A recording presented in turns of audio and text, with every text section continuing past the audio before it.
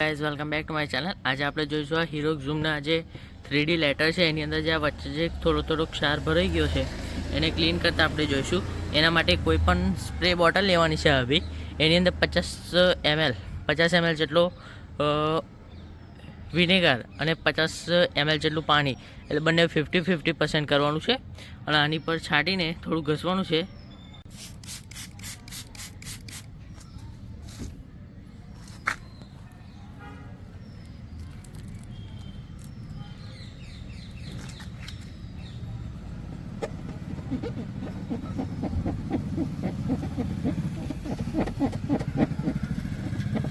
આવી રીતે બધી જગ્યાએ ઘસવાનું છે, જેટલી જગ્યા છે બધી જગ્યાએ ઘસવાનું।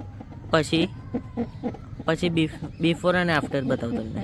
ગાઈઝ હવે તમે જોઈ શકો છો બિફોર અને આફ્ટર કેટલો ફરક છે, અને જો થાય હોય તો ઇયરબડથી ઘસશો તો તમને ખબર પડશે કે કેટલો આ બધો ડસ્ટ નીકળ્યો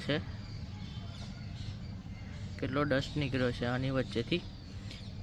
થેન્ક યુ ગાઈઝ।